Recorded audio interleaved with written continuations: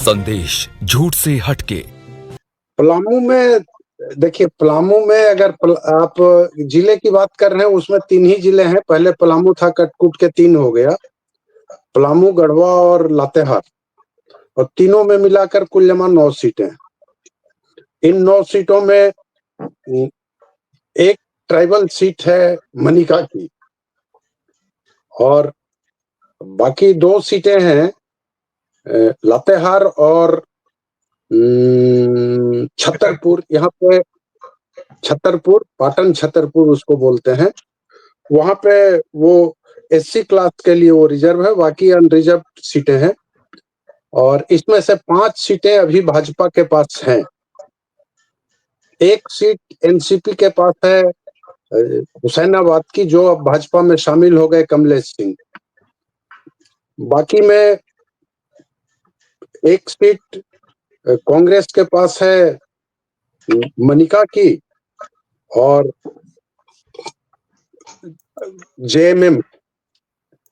तो ऐसी स्थिति में अभी जो वहां है सो टसल बहुत है। टसल ये कहिए कि मैं ये नहीं कहूंगा कि इंडिया ब्लॉक को या जेएमएम, कांग्रेस, आरजेडी और माले को क्लीन स्वीप मिल रहा है, स्थिति ये नहीं है। ठीक है, हेमंत सोरेन सरकार के प्रति एंटी इनकम्बेंसी नहीं है, लेकिन उस ढंग की नहीं है जैसे पिछली सरकार में थी एनडीए गवर्नमेंट के लिए 2019 के इलेक्शन में। लेकिन ऐसा नहीं है कि बहुत उत्साह है, उत्साह भी नहीं है। ये फैक्ट है कि बहुत उत्साह भी नहीं है लोगों में। और बीजेपी ने लोकसभा चुनाव के बाद से ही यहाँ पे अपनी कैंपेनिंग शुरू कर दी थी। उसमें कुछ ऐसी बातें थी जिनकी आपने चर्चा की, सभी ने चर्चा की, कि बांग्लादेशी घुसपैठ और लव जिहाद और जमीन जिहाद, और ये बातें ज्यादा फोकस उनमें रही। और शायद उनको लगा कि ऐसा करने से उनको बहुत माइलेज मिलेगा। लेकिन ये होगा कि इस चीज का प्रचार ज्यादा किया जो भाजपा के राज्य चुनाव के सह प्रभारी हैं और वहां के असम के मुख्यमंत्री हैं हिमंता बिस्वा शर्मा। उनके साथ 2 सवाल बराबर जुड़े रहे। एक तो कि क्या असम में घुसपैठ नहीं है, पहली बात, और है तो उसका उन्होंने अब तक क्या किया। दूसरी बात कि वो क्या, एक सवाल उठता है, हालांकि नहीं उठाना चाहिए लेकिन चुनाव के टाइम में ये उठता ही है, कि भाजपा तो खुद घुसपैठियों से भरी हुई, 68 सीटों पे इसके प्रत्याशी हैं, और इसमें ऑलमोस्ट 35 प्रत्याशी दूसरे दलों से आए हुए हैं। और जो चुनाव के राज्य सह प्रभारी हैं हिमंता बिस्वा शर्मा, वो खुद भी सब कोई जानता है कांग्रेस से आए हुए हैं। तो घुसपैठ का मसला इसलिए भी असम से यहाँ ज्यादा महत्वपूर्ण हो गया है कि असम बांग्लादेश से, असम की सीमाएं जुड़ती हैं डायरेक्ट, झारखंड की सीमाएं सीधे तौर पे बांग्लादेश से नहीं जुड़ती हैं। वहां से अगर कोई आता है तो बीच में जो रोकने की एजेंसियां हैं, मतलब बॉर्डर पे जो फोर्सेस हैं, उसके बाद जो स्टेट पड़ता है तब यहाँ आते हैं। और आते हैं तो क्या 2019 से 2024 के बीच ही ये इनफिल्ट्रेशन हुआ? अगर हुआ तो, अगर हुआ मैं कह रहा हूं, या इसके पहले से जारी है? तो ये मामला और होगा भी कहां? तो ऐसा नहीं है कि अगर कुछ लोग आए भी होंगे तो वो जो बॉर्डरिंग इलाका है बंगाल से सटा हुआ, उधर पाकुड़ तरफ हो सकता है, पॉसिबल है कुछ लोग होंगे। और जब याद होगा कि जब 1971 में पाकिस्तान के साथ युद्ध हुआ था, तब कुछ बांग्लादेश से लाके लोग यहाँ रखे गए थे। हर जगह थोड़ा थोड़ा थे, झारखंड में भी थे, और वो फिर ऑलमोस्ट रह ही गए, वो तो गए नहीं। उसके चलते उनके कुछ रिश्तेदार भी आते रहे होंगे। तो ये बहुत बड़ा मसला नहीं है। लेकिन जो आप बात कर रहे हैं, फाइट है, दोनों तरफ से है, तैयारियां दोनों तरफ से है। भाजपा 5 वर्ष से तैयारी में रही, लोकसभा चुनाव के समय भी वो तैयारी में उसकी अच्छी थी, और मैं ये नहीं कहूंगा कि उसका प्रदर्शन बहुत बुरा रहा। 14 सीटें में अपने अलायंस की एक सीट के साथ अगर वो 9 सीटें ले गई तो बहुत बुरा प्रदर्शन नहीं रहा। अलबत्ता जो 5 ट्राइबल सीटें हैं, पांचों में वो हार गई। इस 5 में से इंडिया ब्लॉक के पास केवल 2 सीटें थी, तो 3 सीट का ये गेनर रहा और सभी ट्राइबल सीट्स। इसके बाद मैं 2019 में फिर लौटना चाहूंगा कि 2019 के विधानसभा चुनाव में जो ट्राइबल 28 सीटें हैं, 28 में भाजपा को केवल 2 सीट मिली थी और इंडिया ब्लॉक के पास उस समय 25 सीट थी और 1 सीट थी जेवीएम के पास, बाबूलाल मरांडी जिसको लीड कर रहे थे और अब वो भाजपा में चले गए हैं और भाजपा को लीड कर रहे हैं। तो ये जो 28 सीटें हैं, मेरी समझ से इन 28 सीटों पे ही जबरदस्त कहिए घात प्रतिघात, वार प्रतिवार सब कुछ है। बाकी जगह तो कहीं उलटफेर होगा, कहीं भाजपा कुछ आगे गेन कर सकती है, कहीं जेएमएम, कांग्रेस, आरजेडी और माले गेन कर सकता है। इन्हीं 28 सीटों पर असल खेल होगा। 81 सीटें हैं, 81 में से 28 में से आप समझ रहे हैं 26 सीटें, अगर एक 25 सीट और बाद में 26 हो गई, चूंकि एक में बाई इलेक्शन हुआ तो कांग्रेस के पास आ गई, तो 26 सीटें अगर एक ब्लॉक के पास हैं तो फिर दूसरे के लिए सरकार बनाने का कोई चांस बनता ही नहीं है। इस बार भी उसी पे लड़ाई है और यही कारण है कि जो आपने कहा कि वो चंपई सोरेन हो या गीता कोड़ा हो या सीता सोरेन हो, इन लोगों को जिस प्रकार से भाजपा अपने पक्ष में ले गई, तो ले जाने के पीछे यही कारण है कि हम ट्राइबल कम्युनिटी को, ट्राइबल सीट्स को प्रभावित कर सकें। उसको कितना इन लोगों ने किया, ये अभी देखने वाली बात होगी। जो खबरें आ रही हैं उसमें 2-4 सीटों पे कुछ-कुछ प्रभाव तो जरूर है, लेकिन बाकी जगह वैसा प्रभाव नहीं बताया जा रहा है। जी, इन सीटों के बारे में कुछ बताएंगे? पांकी, डाल्टनगंज, बिश्रामपुर, छतरपुर, हुसैनाबाद। जी, देखिए पांकी में मैं ठीक से पढ़ नहीं पा रहा हूं जो आप नाम दे रहे हैं, लेकिन मैं बता रहा हूं, डाल्टनगंज में ट्रायंगुलर फाइट, हुसैनाबाद में भी मतलब 3 लोगों के बीच फाइट है। ट्रायंगुलर मतलब आप ये मान के चलिए कि डाल्टनगंज में भाजपा कांग्रेस प्लस जो झारखंड के पहले विधानसभा अध्यक्ष थे और 3-4 बार विधानसभा अध्यक्ष रहे और बिहार में मंत्री भी रहे, बहुत नामी रहे, वो लोकसभा में उपाध्यक्ष भी रहे, इंदर सिंह नामधारी, उनके बेटे खड़े हैं वहां डाल्टनगंज में निर्दलीय के तौर पे, तो वो तीसरा कोण बना रहे हैं। और बाकी कांग्रेस और बीजेपी है वहां पे। यही हाल आपका है। मैं बता देता हूं, पांकी में लाल सूरज हैं कांग्रेस के और कुशवाहा शशि भूषण मेहता हैं भाजपा के। लेकिन कांग्रेस के जो एक बार विधायक रह चुके थे, कौन सिंह बिट्टू है कोई, बिट्टू सिंह, देवेंद्र सिंह, हाँ, वो भी खड़े हो गए हैं, तो वहां भी मतलब ट्रायंगुलर फाइट में चली गई सीट। हुसैनाबाद में यही हाल है। हुसैनाबाद में जो एनसीपी के सिटिंग विधायक हैं, पहले मंत्री भी रहे थे और बहुत चर्चित नाम है कमलेश कुमार सिंह, तो उनके सामने वहां पे ये है, झामुमो के ही हैं, नहीं आरजेडी के हैं संजय प्रसाद सिंह यादव, लेकिन वो एक विनय सिंह है, वो बागी बन के खड़े हैं। फिर वहां पे एक बसपा प्रत्याशी भी हैं जो पहले विधायक रह चुके हैं, वो हैं।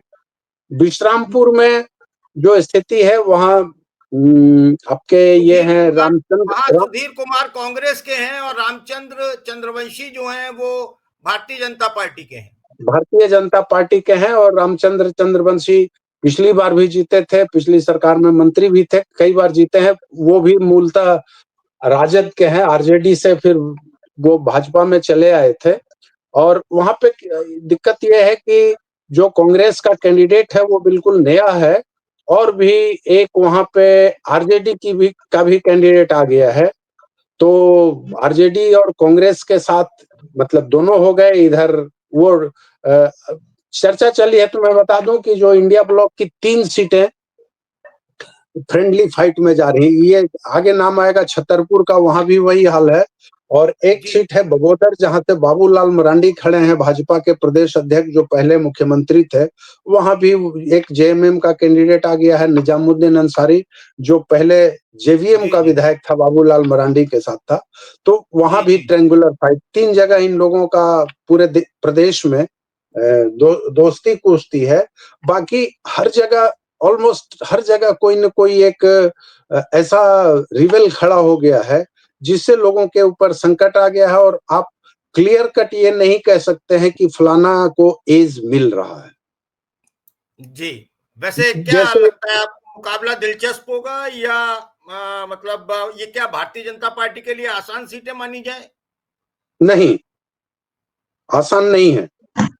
आसान किसी के लिए नहीं है, इस बार आसान किसी के लिए नहीं है। कुछ सीटों को छोड़ दिया जाए तो बाकी हर जगह बहुत फाइट है।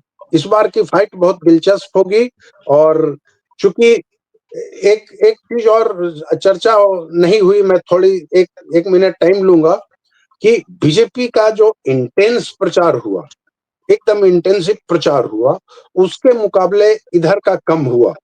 इधर ले दे के वही है, बार बार जो चर्चा हुई, हेमंत सोरेन, कल्पना सोरेन, राहुल गांधी 2 बार आए और आपके ये आए खरगे 2 बार आए। हाँ, वो इमरान प्रतापगढ़ी खूब घूम रहे हैं और लोगों को आकर्षित भी कर रहे हैं। मतलब उनकी वक्तृत्व कला तो अद्भुत है, इसमें कोई शक नहीं है। वो वोट में कितना टर्नआउट करा पाएंगे मैं नहीं कह सकता, लेकिन हाँ, बहुत दिलचस्प भाषण करते हैं। तो अभी हर जगह फाइट है। अभी ये कहना मुश्किल है कि ये सीधे निकल जाएंगे या इनकी सरकार बनी जाएगी।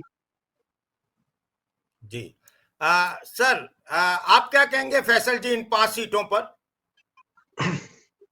देखिए, पलामू में तो फाइट है, इसमें कोई दो राय नहीं है। देखिए, थोड़ा झारखंड के अन्य हिस्सों से पलामू पूरा प्रमंडल जो है उसका थोड़ा अलग आबो हवा है, लातेहार को छोड़कर, तो वहां देखना पड़ेगा। लेकिन मैं थोड़ा एक बात कहना चाहूंगा, शायद श्याम किशोर जी से थोड़ा अलग है वो, कि जब बहुत 2 गठबंधनों के बीच आर पार की जब लड़ाई होती है तो फिर मुकाबला आमने सामने का हो जाता है। और झारखंड के ज्यादातर सीटों पर जरूर बहुकोणीय मुकाबला दिखता है, लेकिन आखिरी समय में मेरी समझ है कि वो आर पार की लड़ाई में बदलने जा रहा है। माने डायरेक्ट फाइट इंडिया गठबंधन और एनडीए के बीच में होना है। शहरी अर्ध शहरी क्षेत्रों में जो मुखर मतदाता हैं, अगर उनसे आप बात करेंगे तब तो भाजपा की थोड़ी ताकत दिखती है। लेकिन जो रूरल एरिया है, जहां आदिवासी बहुसंख्या में है, मूलवासी बहुसंख्या में है, वहां भाजपा बहुत कारगर होती हुई जो सूचनाएं आ रही हैं उस हिसाब से नहीं दिख रही। और जो बहुत बड़ा मास्टर स्ट्रोक है वो मैया सम्मान योजना है, जिसने महिलाओं को बहुत प्रभावित किया है। अब वहां चर्चा यह है कि भारतीय जनता पार्टी ने भी गोगो दीदी योजना के नाम से 2100 रुपये देने का वायदा किया है। लेकिन आज के ही रांची के अखबारों में विज्ञापन छपा है जिसमें हेमंत सोरेन ने जब चुनाव घोषणा के ठीक पहले वाले कैबिनेट में फैसला लिया था कि 1 दिसंबर से मैया सम्मान योजना 2500 रुपये की होने जा रही है। तो मूल लड़ाई में देखिएगा, जो 53 लाख महिलाओं को मैया सम्मान योजना का लाभ मिला है, इसकी बहुसंख्या किस दिशा में जाएगी यह बहुत ही प्रभावित करेगा। और इंडिया गठबंधन के जो थिंक टैंक के लोग हैं या जो उसके रणनीतिकार हैं, वो मान रहे हैं कि मैया सम्मान योजना जो है यह एक मास्टर स्ट्रोक की तरह है और इंडिया गठबंधन के बहुत सारी नाकामियों को वो दूर करके आगे ले जाने में वो मदद करेगी। एक बात तो यह है। दूसरी बात यह है कि जो आज झारखंड मुक्ति मोर्चा ने अपना जो घोषणा पत्र जारी किया है, उसमें कुछ उसने बहुत ही महत्वपूर्ण सवाल उठाए हैं और ये सवाल झारखंड के लोगों के लिए बहुत ही महत्वपूर्ण होते हैं, खासतौर पर आदिवासी मूलवासियों के लिए। इसका कितना असर पड़ेगा यह भी देखना पड़ेगा। जैसे इनके घोषणा पत्र में जो मूल बातें आई हैं कि गांव की जमीन गांव के पास, ये भूमि अधिग्रहण कानून संशोधन 217 और लैंड बैंक की नीति को रद्द करने की बात कर रहे हैं। रघुवर दास की सरकार जो पराजित हुई थी और रघुवर दास खुद भी पराजित हुए थे, उसमें लैंड बैंक ने ग्रामीण इलाकों में और आदिवासी इलाकों में एक बड़ी भूमिका निभाया था।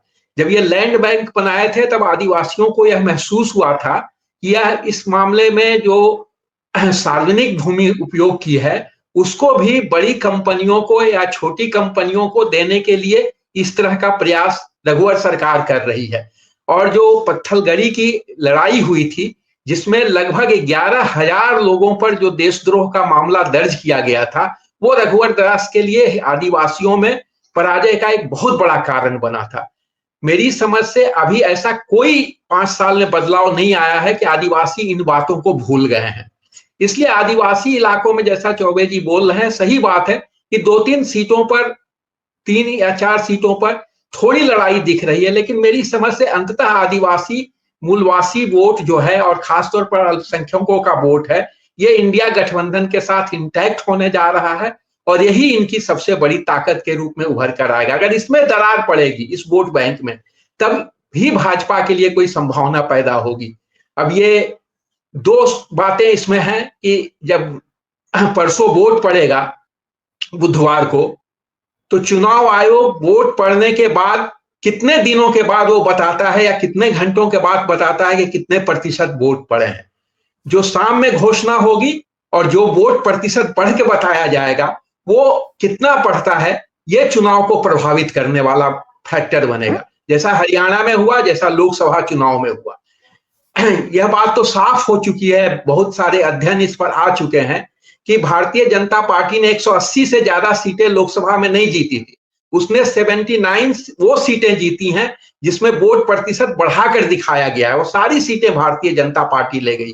हरियाणा में भी यह बात देखने को मिली है। झारखंड में झारखंड मुक्ति मोर्चा के नेता इससे कैसे मुकाबला करेंगे, अगर इसकी रणनीति वो अगले 24 घंटे में बनाने में दक्ष हुए, और मुझे लगता है कि उन्होंने जरूर बनाया होगा, तब शायद उनकी संभावना ज्यादा मजबूत दिखेगी। नहीं तो भारतीय जनता पार्टी और परोक्ष रूप से जो उसके पीछे चुनाव आयोग की भूमिका होती है, वह एक बड़ा कारगर कदम होता है किसी चुनाव को निर्णायक बनाने में। मेरी तो समझ पिछले कुछ चुनावों को देखकर यही बनी है।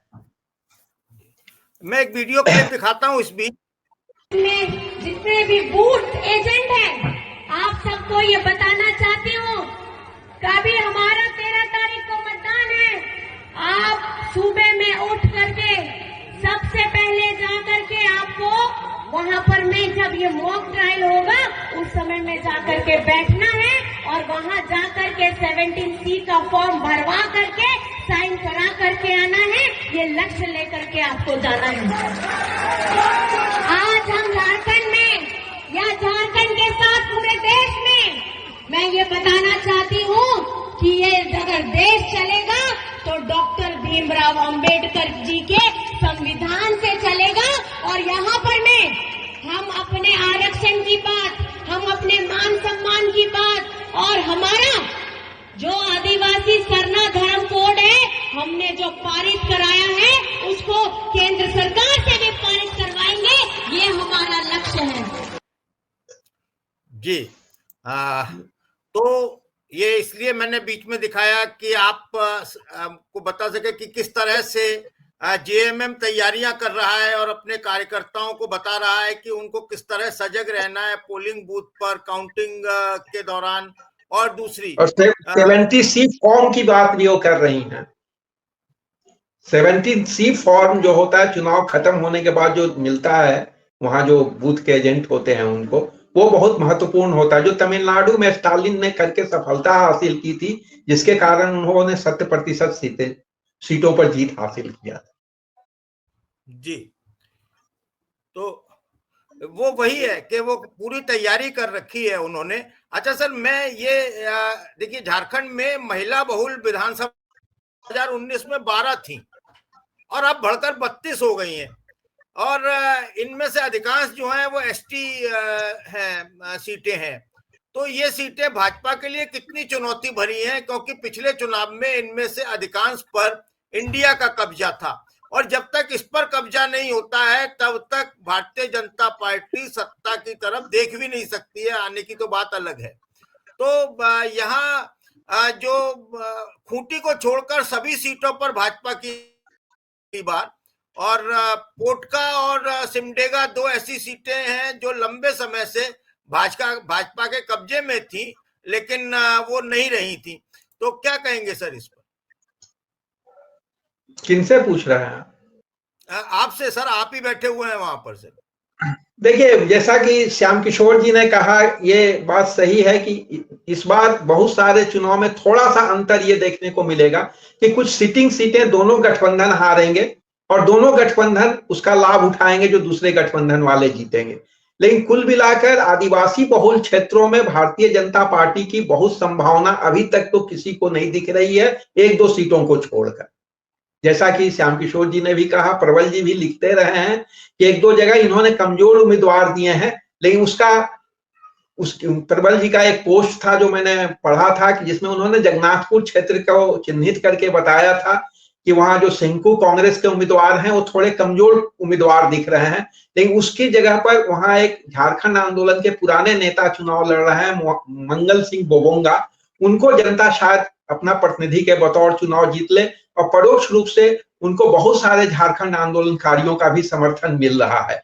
तो ऐसी स्थिति आदिवासी क्षेत्र में बनी है। कोल्हान में बहुत बड़ी सफलता नहीं मिलने जा रही है भारतीय जनता पार्टी को, जैसा कि वो प्रचार माध्यमों से और चुनाव के बहुत सारे जो अभी आज और कल में जो ओपिनियन पोल आए हैं उसमें जो चीज दिखाई दे रही है वो चीज अभी होती हुई मुझे तो नहीं दिख रही है। जी, शुक्रिया सर। आप इन सीटों पर कुछ बोलना चाहेंगे? मैं फिर से पलामू की वो 5 सीटें रख रहा हूं, पांकी, डाल्टनगंज, विश्रामपुर, छतरपुर और हुसैनाबाद।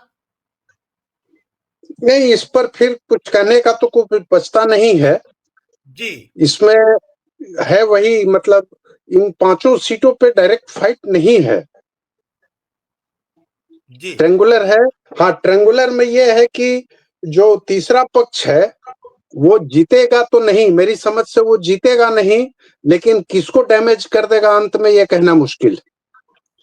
जी। इसलिए कि विधानसभा चुनाव में जो झारखंड का इतिहास रहा है धीरे धीरे घटता चला गया है कि बहुत क्लोज फाइट होती, कंटेस्ट होता है और बहुत लंबे मार्जिन से बहुत लोग नहीं जीतते हैं। जैसे वो हुसैनाबाद का अपने नाम लिया तो कमलेश सिंह 2005 में जब पहली बार जीते थे तो 32 वोट से जीत के आए थे। जी, तो पश्चिमी सिंहभूम की जल्दी से बस सीट बताइए, फिर हम करेंगे। चाईबासा, महागांव, जगन्नाथपुर, मनोहरपुर, चक्रधरपुर, यहाँ पर किसका पलड़ा भारी है? मझगांव है, वो महागांव नहीं है, मझगांव है। मझगांव, हाँ। और यहाँ आप जो 5 सीटें दिखा रहे हैं, ये पांचों सीटें एक पर उसमें इंडिया गठबंधन से जगन्नाथपुर में कांग्रेस लड़ रही है, बाकी 4 सीट पर जेएमएम है। और इसमें चारों सीट पर आपको ये बता सकते हैं कि 5 सीट में बीजेपी की हालत पतली है। जी, और इसी तरीके से सर ये सरायकेला और खरसावां सीटें हैं, इस संभाग की। सरायकेला और खरसावां ईचागढ़, सरायकेला, खरसावां, ईचागढ़ में खरसावां की स्थिति बहुत साफ है, वो जेएमएम के पक्ष में झुकी हुई लगती है। जेएमएम वहाँ विनिंग कंडीशन में है और पिछले 2 बार से जेएमएम का ही वहाँ कैंडिडेट रहा, माने विधायक रहा, और वहाँ के विधायक ने वहाँ के मुख्यमंत्री रहते अर्जुन मुंडा को हराया था। और पिछले लोकसभा चुनाव में भी वहाँ से कांग्रेस का कैंडिडेट जो था खूंटी लोकसभा का, उसको यहाँ से लीड वोट मिला, जबकि अर्जुन मुंडा कैंडिडेट थे। और अर्जुन मुंडा ने उसी के बाद तय किया कि वो खरसुआ से अब चुनाव नहीं लड़ेंगे। तो खरसुआ में एक तो जो कैंडिडेट दिया गया है बीजेपी से, वो चंपाई सोरेन का ही एक साथी जो पहले जेएमएम में था, अब चंपाई सोरेन के साथ बीजेपी में चला गया, उसी को टिकट दिया गया है। और इसलिए खरसुआ की स्थिति में जेएमएम का पलड़ा भारी है। सरायकेला नेक टू नेक है, बहुत टफ फाइट है, क्योंकि चंपाई सोरेन जेएमएम में थे तब भी बहुत टफ फाइट होता था। दोनों का आधार वोट है वहाँ, आरएसएस का, बीजेपी का भी एक आधार वोट है और जेएमएम का भी अपना आधार वोट है। जेएमएम का आधार वोट में सेंध लगे या उसको सेंधमारी करने के लिए ही चंपाई सोरेन को बीजेपी में लाया गया, लेकिन उसमें कितना सफल होगा बीजेपी ये कहना मुश्किल है। बल्कि उसमें हम बोल सकते हैं कि शायद थोड़ी सी अगर चूक जेएमएम से नहीं हुई होती, अगर वहाँ जेएमएम का कैंडिडेट संताल होता कोई, तो स्थिति और भी साफ होती जेएमएम के पक्ष हाँ, में। अगर टुडू को दिए होते तो ज्यादा बेटर रहता। नहीं, टुडू या कोई भी, क्योंकि सरायकेला में व्यक्ति चुनाव नहीं लड़ता है, वहाँ दोनों ही पार्टियों में संगठन चुनाव लड़ते हैं, जी। चाहे जेएमएम। अच्छा सर, ये गढ़वा और भगवान भवनाथपुर जो है, भवनाथपुर है जी, यहाँ क्या स्थिति है सर? गढ़वा में भी देखिए ट्रायंगुलर फाइट है। गढ़वा में जेएमएम के हैं मिथिलेश ठाकुर जो अभी मंत्री हैं, और पिछला चुनाव उन्होंने जीता था सत्येंद्र नाथ तिवारी बीजेपी के कैंडिडेट से, और उस समय वहां उसके पहले काफी पहले तक वहां मंत्री भी रहे हैं और विधायक भी रहे हैं। कई बार गिरनाथ सिंह आरजेडी से जीतते रहे, पहले भाजपा में थे, तो आरजेडी का सहयोग था, गिरनाथ सिंह का पूरा सहयोग था मिथिलेश ठाकुर को, और वो जीत गए थे। इस बार हुआ यह है कि गिरनाथ सिंह खुद ही समाजवादी पार्टी के टिकट पे खड़े हो गए हैं। तो गिरनाथ सिंह अगर ज्यादा वोट काट पाए तो बीजेपी विनिंग पोजीशन में रहेगी, और अगर मामूली वोट ही काट पाए तो शायद बीजेपी ना निकाल पावे। रही बात भवनाथपुर की, भवनाथपुर में भानु प्रताप शाही हैं, जो पहले वो एक अनाम सी पार्टी थी, क्या भारतीय नौजवान मोर्चा ऐसे करके लड़ते थे शेर छाप पे, और फिर फॉरवर्ड ब्लॉक का भी वही चुनाव चिन्ह था, और भानु प्रताप शाही वहां से जीतते रहे हैं। और जो अनंत प्रताप देव वहां खड़े हैं वो पहले कांग्रेस से विधायक थे, लेकिन इधर 2 चुनाव में वो नहीं जीत पाए थे। इस बार वो जेएमएम से हैं, और बहुत टफ फाइट है, मतलब बहुत कीन कंटेस्ट है, कोई भी जीत सकता है। और लातेहार की क्या पोजीशन है सर? मनिका और लातेहार में, जो लातेहार है वो डिस्ट्रिक्ट हेडक्वार्टर की सीट है, और वहां अदला बदली होती रही है। यही वैद्यनाथ राम और प्रकाश राम में, प्रकाश राम पहले आरजेडी में थे, फिर बाद में वो जेबीएम में बाबूलाल मरांडी के साथ हो गए थे, और 2014-19 के बीच वहां के विधायक थे, और फिर वो भाजपा में चले गए।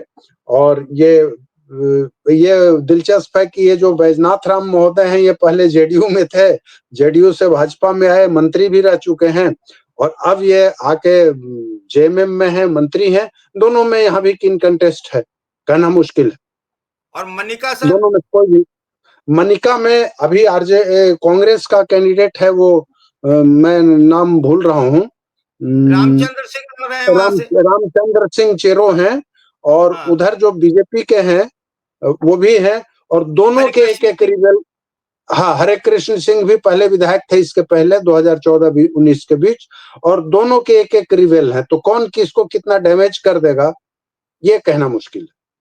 वहां रिवेल के चलते ये बहुत मुश्किल हो रहा है कहना, आकलन। रिवेल कितना काट लेगा, या फिर मान लीजिए लास्ट आवर मतलब आज और कल में अगर वोटर ये मनाते हैं कि ये वोट कटवा है, उसको वोट नहीं दिया तो दूसरा निकल जाएगा, और दूसरे का कट गया तो वो बच जाएगा। जी। अच्छा सर, सिमडेगा में क्या स्थिति है? सिमडेगा और कोलेबिरा में सिमडेगा और कोलेबिरा दोनों है ना? जी।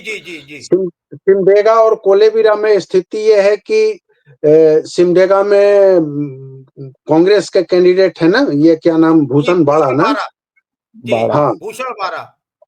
और कोलेबिरा में है जिगा और नमन विक्सल कोनगाड़ी। ये दोनों ही, हाँ कोनगाड़ी, ये दोनों ही कांग्रेस के हैं, और इनकी पोजीशन वहां खराब नहीं, मतलब ये ट्राइबल बहुत इलाके हैं, और यहाँ पे खास करके जो क्रिश्चियन वोटर्स हैं वो ज्यादा प्रभावकारी हुए दोनों जगह।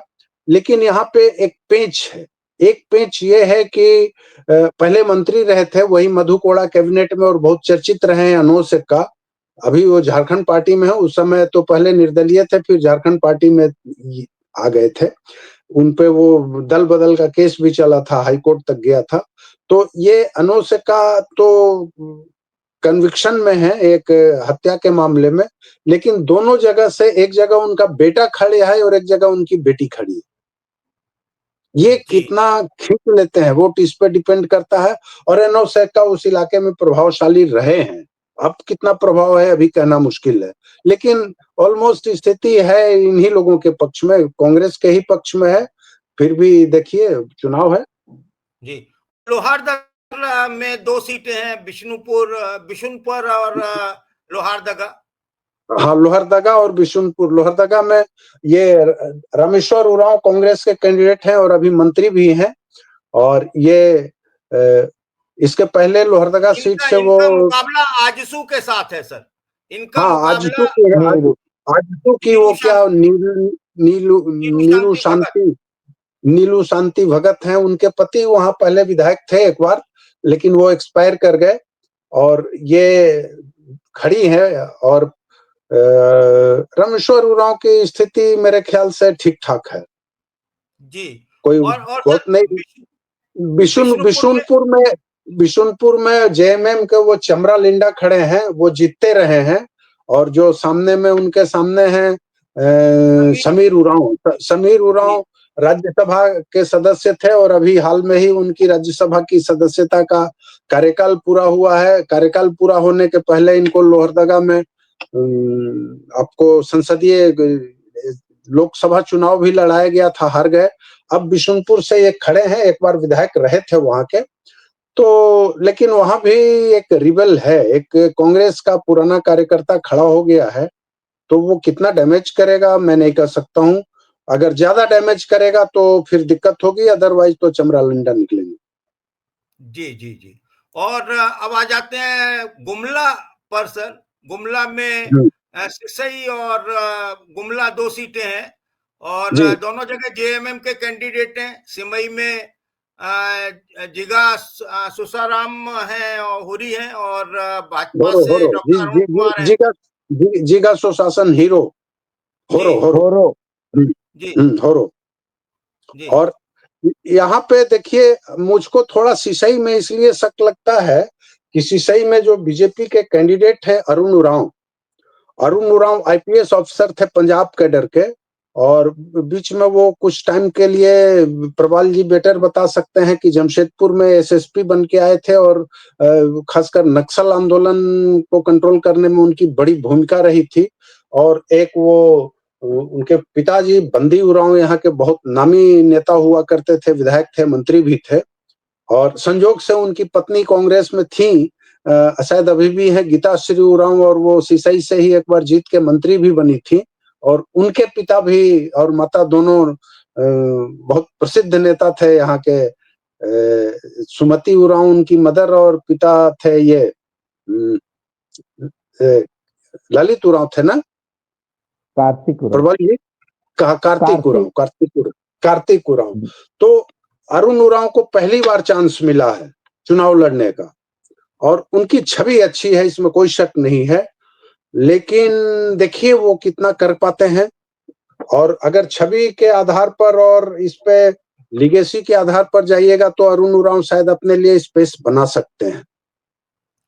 जी। और गुमला में भूषण तिर्की जोशी जी, गुमला में कोई बट नहीं है, इसलिए कि गुमला में जो बीजेपी कैंडिडेट हैं और जो पिछली बार चुनाव में लड़े थे मिसिर उरांव, शायद उनका नाम है मिसिर उरांव या और कोई दूसरी टाइटल है। हाँ, तो मिसिर उरांव, हाँ, वो अच्छा खासा वोट लाए थे और बहुत दबाव के बावजूद वो बैठे नहीं है, निर्दलीय खड़े हैं।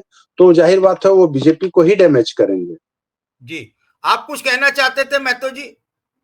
हम कहना चाह रहे थे आपके अरुण उरांव वाले सीट सिसई के लिए, क्योंकि सिसई में अरुण उरांव बीजेपी के कैंडिडेट हैं, पहली बार आईपीएस अधिकारी रहे, समाज बीच में उनको कोल इंडिया में एक अच्छा कोल इंडिया या सेल में शायद पद भी दिया गया था।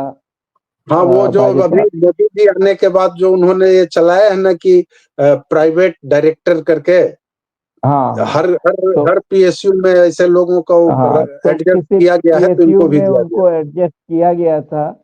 दूसरा इधर काफी दिनों से वो लगे हुए थे कुछ बच्चों का स्कूल वगैरह चलाने का। गया।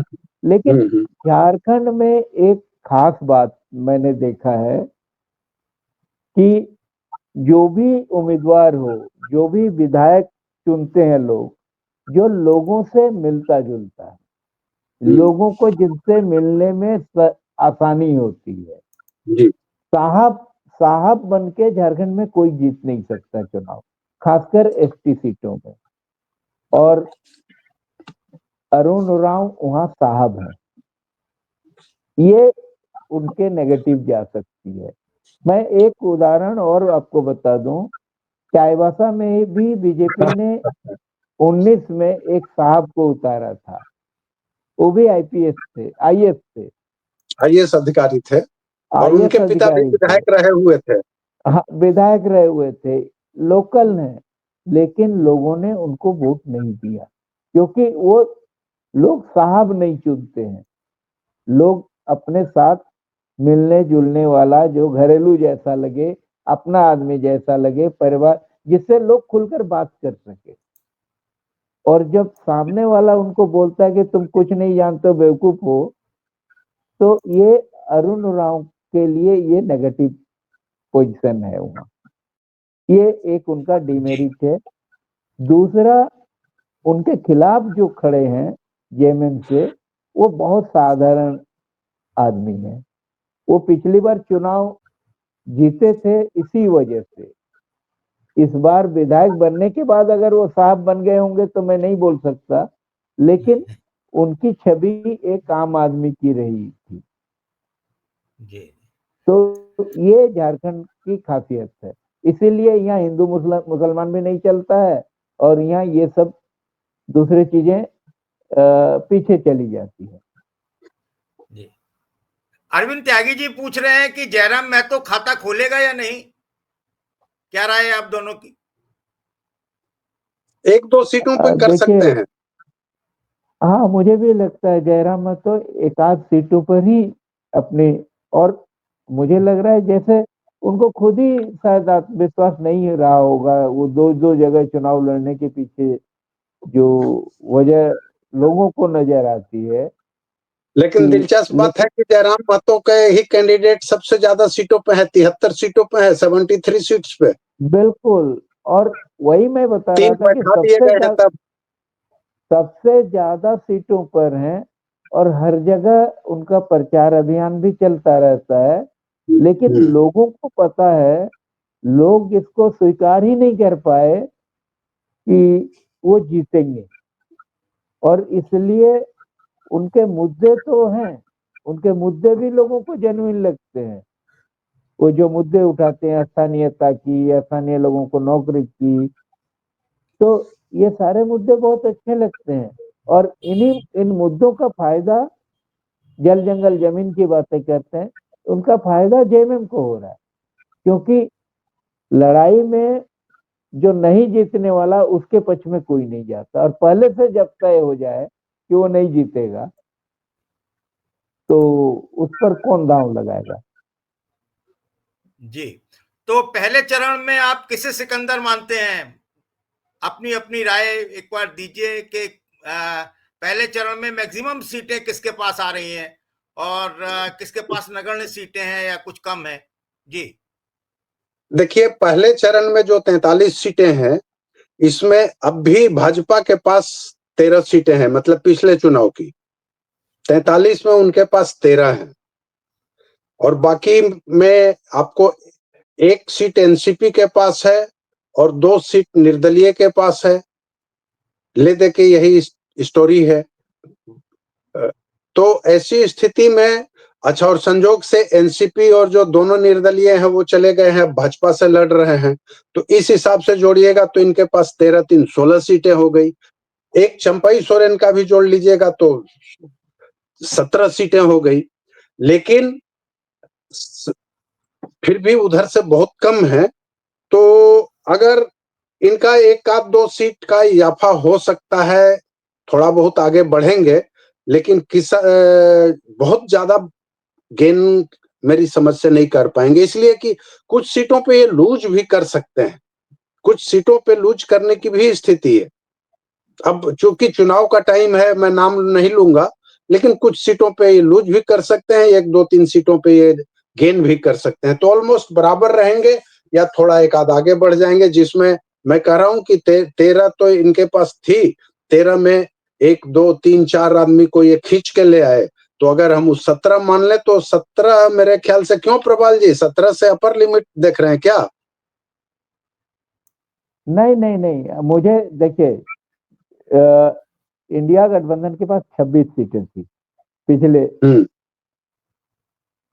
और अगर चंपाई को उसमें से माइनस कर देते हैं तो हाँ, तो 26 सीटें इंडिया गठबंधन के पास थी और बीजेपी के पास 17। तो इस हिसाब से, मेरा आकलन के हिसाब से, पहले फेज के चुनाव में एनडीए कम से कम 17 में से 4 या 5 सीटें माइनस हो जाएगी। देखिए, और